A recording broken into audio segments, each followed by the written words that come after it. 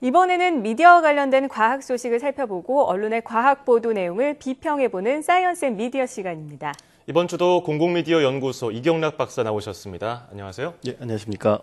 네, 오늘은 어떤 주제로 얘기를 나눠볼까요? 네, 최근에 이른바 700메가 주파수 대역이라고 하는 그것을 놓고서 논란이 계속 일고 있는데요. 네. 오늘은 이 700메가헤르츠 주파수와 관련된 논의가 지금 시점에서 왜 나타나고 있는지, 그리고 앞으로 그 방향이 어떻게 진행될 것인지 이런 부분에 대해서 이야기를 해보겠습니다. 네. 최근 특히나 지상파 텔레비전 뉴스를 보면 700메가 그 대역에서 시청자들이 무료로 볼 수 있는 UHD TV를 방송해야 된다, 이렇게 고퀄리티의 그것을 방송해야 된다, 이런 주장들이 나오고 있는데요. 아마도 많은 시청자들이 그 의미를 잘 모르시고, 그리고 왜 그래야 하는지 이런 부분에 대해서는 정확히 아마 이해를 하지 못하셨을 거다, 이렇게 생각이 됩니다. 아무래도 좀 기술적인 이해가 좀 필요하고 실제로도 당장 그것을 체감하기 어려운 부분, 그런 것들이 있어서 아마 그랬을 거라 이렇게 생각이 됩니다. 네, 사실 이 700메가헤르츠 대역은 지상파가 디지털로 전환되기 전에 방송에서 쓰였던 주파수대로 알고 있는데 이게 왜 어째서 논란이 되고 있는 겁니까? 예, 우선 700메가 대역이 어쨌든 갑자기 이런 것들이 나왔는가, 이 얘기들이 나왔는가에 대해서 말씀을 드려야 할 것 같은데요. 지난 2013년이었죠. 지상파 텔레비전의 그 전송 방식이 완전히 이제 아날로그에서 디지털 방식으로 전환이 되었습니다. 그래서 과거 아날로그 방송 시절에는 그 59개의 채널이 사용되고 있었고요.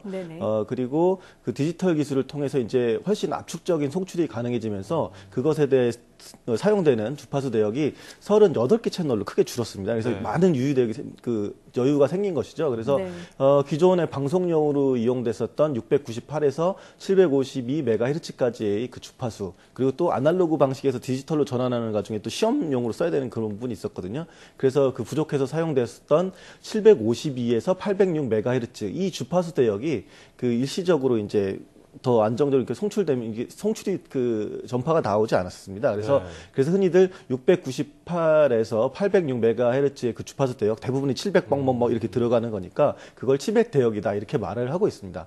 그런데 이와 같은 상황에서 2012년에 과거 방송통신위원회가 일시적으로 사용되지 않는 이런 주파수를 그 대역을 유휴 대역이라고 이렇게 평가를 하고 이른바 모바일 관계도 플랜이라는 것을 발표를 했습니다. 그래서 그에 따르면 그 700메가 대역 가운데 40메가헤르츠 대역폭을 이동통신 사업자에게 주려고 하는, 그렇게 할당하겠다라는 것들이 과거에 밝혔던 것이 지금 와서 이제 또 논란이 되고 있습니다. 네. 유휴 대역, 쉽게 말해서 놀고 있는 주파수니까 이 주파수를 관리하는 정부 입장에서는 이거를 경매를 통해서 처분할 수 있다, 이렇게 밝히는 거 아니겠습니까? 그렇습니다. 지적하신 대로 정말로 노는 주파수 대역, 아무도 쓸 이유가 없는 그런 대역이라면 그럴 수가 있습니다.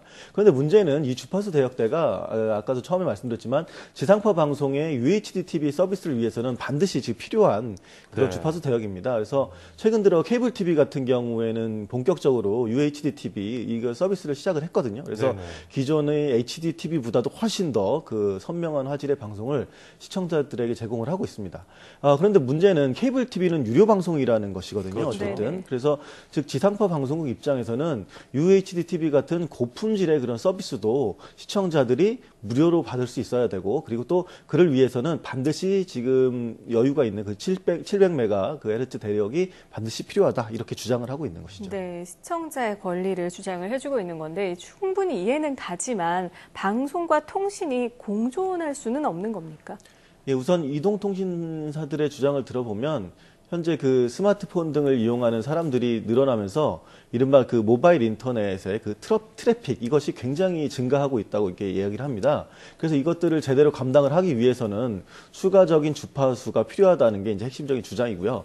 게다가 이러한 대역을 이동통신사가 할당받을 경우에 700메가 대역 전파 전체적으로 봤을 때는 약 8조 원 가까운 수익이 일 수 있다, 이렇게 주장을 하고 있습니다. 그래서 이제 스마트폰을 비롯한 모바일 인터넷이 오히려 더 사람들이 방송을 보는 것보다 더 많이 사용하고 있으니까, 매일 출근하면서 사용하시니까 이런 것들이 오히려 보편적인 서비스다, 이렇게 생각을 하고 있는 거죠.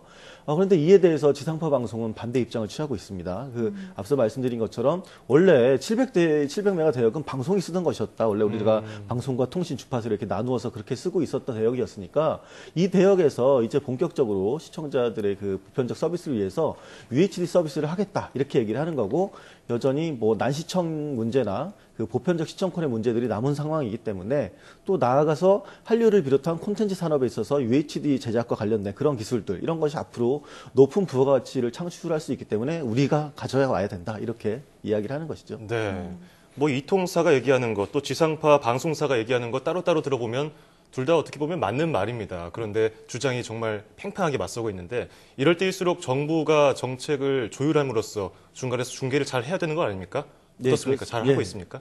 좀 아쉬운 부분인데 이 부분에서 좀 문제가 있습니다. 그래서 이 700MHz 대역의 활용을 놓고서 최근에 이제 재난망이라고 하는 변수가 생기면서 또 다른 혼란이 생기기 시작했습니다. 네. 이는 지난 세월호 참사가 계기가 되었는데요. 네. 세월호 참사 이후에 국가 재난망, 즉 사고가 발생할 시기에 그러니까 공공기관이나 이런 것들이 긴급히 통합적으로 통신을 할 수 있는 망을 구축할 그런 필요성이 제기가 되었던 것이죠. 그런데 문제는 이 재난망이라고 하는 주파수 대역을 기존의 통신 주파수 대역에다 이렇게 활용을 할 수 있거든요. 그런데 그쪽이 아니라 방송 주파수에 예전에 쓰고 있었던 그 700메가 대역, 이게 굉장히 좋은 대역이거든요. 거기다 구축하고자 하는 흐름이 나타났던 것입니다. 그리고 또 이와 관련해서도 미래창조과학부가 주도적으로 나서면서 지상파 방송들과의 좀 충돌이 발생하고 있고 그 이른바 알박기 논쟁이라고 할 정도로 그런 그 대역대를 먼저 선점해서 정책적으로 확보하는 이런 얘기들이 지난 11월 14일에서도 정책적으로 발표가 되기도 했습니다. 네, 그러니까 이 재난망을 기존의 통신 주파수가 아닌 방송 주파수를 사용을 하려고 해서 그래서 약간의 문제가 생겼던 거군요. 네, 그런데 이 재난망이 그렇게 설치될 때 낳게 되는 문제는 무엇입니까? 재난망은 말 그대로 재난에 대비해서 좀 어떤 경우에도 안정적으로 유지되어야 될 필요가 있습니다. 그러기 위해서는 사실 주파수 앞뒤로 일종의 보호 대역에 해당하는 그 대역을 만들어서 전파가 혼신되지 않도록 그렇게 만들어야 됩니다. 그러다 보니까 재난망이 그 700MHz 대역에 이렇게 딱 이렇게 한쪽으로 탁 치우쳐서 이렇게 있으면 괜찮은데 이게 또 위아래 이제 주파수 대역이 또 다르거든요. 그래서 띄엄띄엄 이렇게 자리를 잡으면 그 사이에서 방송이 제대로 그 UHD 서비스를 시행하기가 매우 어렵게 됩니다.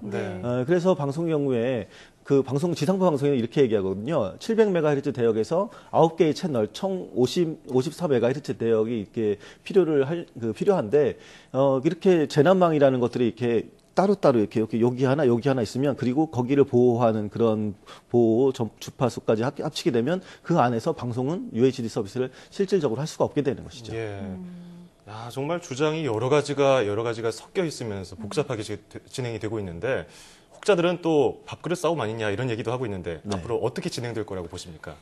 이미 지난 11월 14일에 국무조정실 산하 주파수 심의위원회가 재난망을 방금 말씀드린 것처럼 700MHz 대역에 설치하겠다 이렇게 확정을 했습니다. 그리고 얼마 전 국회 공청회에서 근데 여야 의원들 모두가 지금의 그런 결정되어 있는 재난망 주파수 말고 지상파의 입장을 손들어주는 그런 이야기를 했었고 또 그 최성준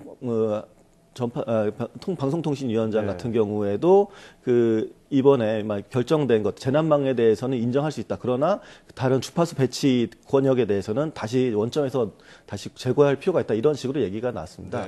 이에 대해서 미래부 쪽은 여전히 그 UHD를 포기하는 것 아니다. 이런 식으로 이제 얘기는 하고 있거든요. 그런 입장이긴 하지만 실질적으로 이제 좀 맥락을 살펴보면 이동통신사에 유리해졌다. 이렇게 보는 것이 타당해 보입니다. 그래서 이에 대해서 지상파 방송 관련 단체에서는 전적인 재조정이 필요하다. 이런 식으로 요구를 하고 있는데요.